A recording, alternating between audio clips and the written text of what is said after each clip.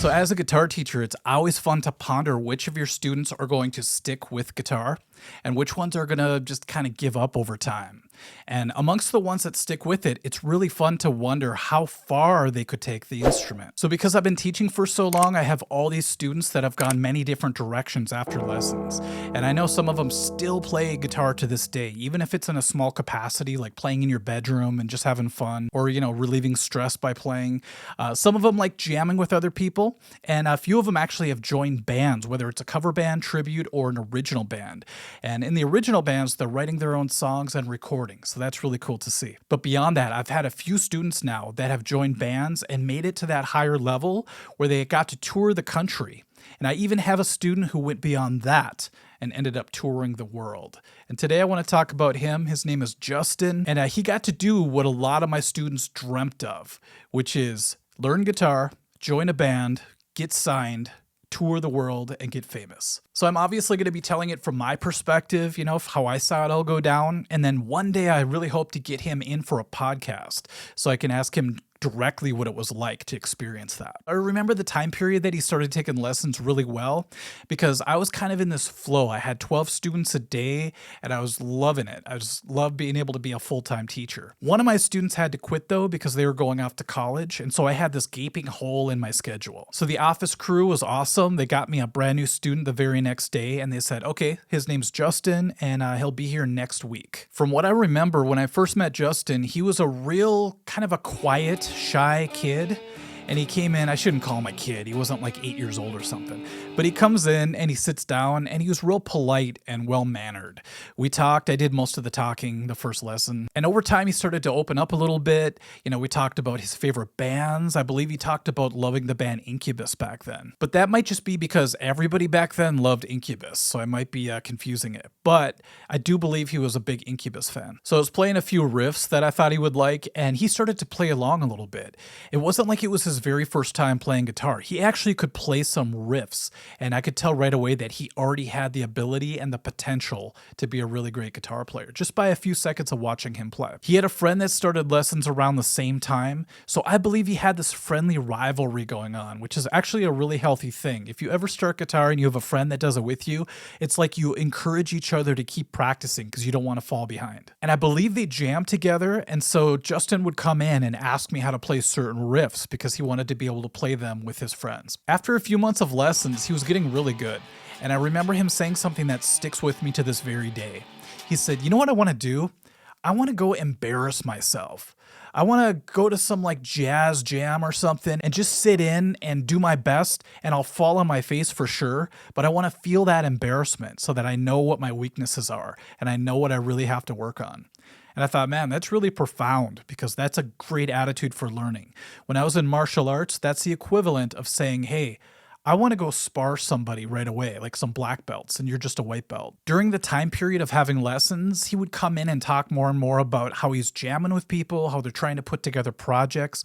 And before I know it, enough time had passed and he was ready to move on. He was actually going to go off to college to study music. So I thought that's so cool that he's starting off here and then he's going to graduate onto college. And then who knows from there? This kid's potential is limitless. When he told me he was jamming with a group of people, I just pictured him being in like this college band with a bunch of guys who want to play like prog rock or something. And I pictured them getting together once a week and just kind of geeking out on the guitar. And that's really where I thought he was at the time. But boy, was I wrong about that. After a while, he let me know that his band project was getting more and more serious. And now they're trying to settle on a good band name. And one of them was Sneaker 2 Bombs. And I thought, I don't really like that name very much, especially because after that, he told me the name Quiet Drive. And I'm like, that's actually a badass name. The first thing I thought of was there aren't a lot of rock bands that start with the letter Q. I thought, there's Queen, there's Queensryche. I know I'm missing a few, but I thought, man, if you could get your music into like a music store, for example, you'll be one of the few albums in the Q section. That's just where my brain went when he said the name. After a while, somebody gave me an EP. I believe it was my friend Eric Trelstead, who had a lot to do with putting this whole album together from what I know. I guess they did this really interesting way to fund their first EP. and it involved, getting their families involved, some kind of crowdfunding thing way before crowdfunding was a thing. Now everybody's doing it, but this is in the early days, early 2000s. And they did a lot of revolutionary things. Like they started getting big on MySpace before almost anybody else. I guess it's kind of like how Dane Cook, the comedian, got really big. He started out on MySpace. So in a way, you could say that Quiet Drive was the Dane Cook of rock bands. Well, I popped the CD in and I could not believe the quality of it.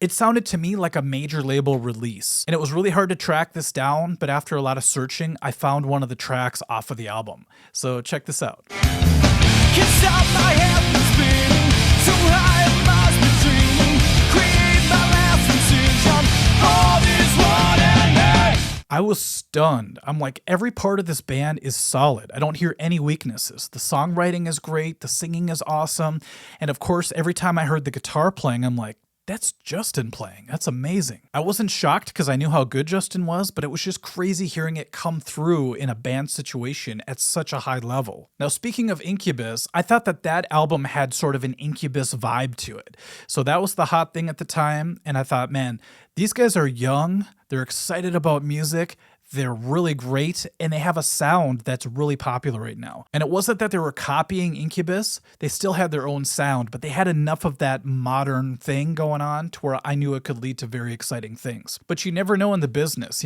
some bands are great and they never catch on. Some bands aren't so great and they know the right people and suddenly they're huge. So pretty much anything could happen. Well, guess what? They got picked up by Epic Records. I'm not sure if the younger people watching this video know how big that is or how epic that is, pardon the pun, but Epic Records was the majors of the majors. After the fuse was lit, things happen really fast. The next thing I know, I'm seeing this video from them, and it's a cover of Cyndi Lauper's Time After Time. And the wildest thing is I just did a review because I went to Cyndi Lauper's concert, so this is kind of perfect timing for this video. I don't know anybody who didn't like Quiet Drive's version of Time After Time. And it got so popular, in fact, it ended up in a movie. It was called John Tucker Must Die. And that was a huge thing. It always is a big thing for a band to get your song placed in a movie or a commercial. And all of a sudden they had a song in a movie, and they had another song, an original of theirs, on NHL 2007, I believe. Those early EA Sports games always featured bands and really cool music, and I applaud them for that because it got a lot of bands a lot of attention. So those two songs were on their debut album called When All That's Left Is You. I had this weird mixture of emotions because part of me was like, of course they're going to be huge. They're awesome. And the other half of me was like, I can't believe this is actually happening. I do remember, though, getting contacted by a few people who knew that I was his teacher. And one of them was a Minnesota musician. And he was like, dude, doesn't that kind of piss you off that, a lot of us have been working all these years to make it and we got nowhere, and all of a sudden this kid joins a band and in like 2 years they're huge. And at first I was mad at this person, but then I was like, I get it. There is a tinge of jealousy whenever anybody is doing what you want to do and they make it look so easy. But I knew Justin and I knew how cool of a guy he was and how hard he worked. That band got together like it was their full-time job. He was telling me their schedule, how much they practiced, what they worked on. They had business meetings. They did all the things a lot of our bands didn't do. A lot of local bands got together and they would just kind of hang out, make it like a party thing. They'd bring girlfriends to practices. Trust me, I know this firsthand. And, maybe they would practice a few songs and then call it a day. That was not what Quiet Drive was doing. They were putting in the work. Things just kept happening for them. And the next thing I knew, they were going on a world tour. And I kept thinking, right now, Justin's on a plane going to Japan. But when he got back, I recall calling him up and asking him if he would ever do like an acoustic duo or anything that had to do with their band for one of my school showcases for my students. And this is when I knew he was on the next level. He goes, man, I would love to, but you have to talk to our management now. Whenever it comes to booking shows for us, we have to go through that because it's like a contractual thing. And that just cemented it to me that, these guys are no longer playing Little League baseball. They're in the big time. They're in the majors. And then this was a cool experience. I found out that they were going to be playing the Mall of America in support of their Deliverance album. And it was such a surreal thing to witness because I was with my friend, and they had the whole rotunda area blocked off for this concert. concert. And when they took the stage, I was just like, I can't believe this. And Justin walks up on stage. I'm like, that's my former student right there. And there's all these girls screaming. It was almost like it was 1964 and I was witnessing the Beatles. I know it sounds like I'm exaggerating, but that's seriously how I felt about it at the time. And they sounded great. I remember the bass guitar being really loud and just punching me in the chest, and the whole band was super tight. And Justin, man, he never stopped for 1 second. He was either headbanging or running around or jumping. He's just one of those guys that is always active on stage, just sweating, just putting in 200%. My friend commented on how energetic he was, and I was thinking, it's funny because a guy like Justin, you know, he's a good-looking guy. I thought he looked like Hayden Christensen back then. He's really good at guitar. He could just stand there and look cool and have all the fans screaming, but he doesn't. He goes that extra mile, which he's always done since day one. After the show, I wanted to go up and just shake his hand and congratulate him, and I had to fight through the crowd, and I shook his hand. I'm just like, man, that was so cool to witness. And then I basically got swallowed up by the crowd, so I just kind of stepped off to the side and just watched it all go down in front of me. I didn't know how long Justin wanted to be in the rock scene in this rock band, but I just pictured him one day just going on to being like one of those guest star guitar players. I could always picture him being like Alanis Morissette's guitarist for some reason. And I have a feeling that if he really wanted to go that direction, he could have.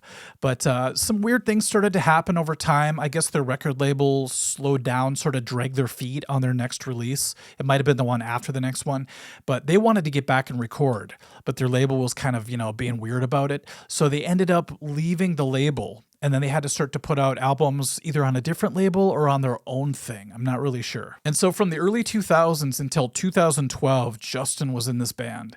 And then he ended up quitting along with a couple of the other guys in the band, and they filled up their spots with other people, but it's just never the same. You know, it's like if you break your leg bone and it heals, it's healed, but it's never quite what it used to be from what I've heard. Of course, I might be a little bit biased in saying that. And then after a while, it seems like Justin just wanted to sort of fade into a new life, you know, leave all that stuff behind him. And now he's ready for the next chapter. And so, you know, the house, the kids, the wife, all that kind of stuff is what I believe he's doing up right now. And I wanted to do this video earlier on, but I tried to contact him and he never got back to me.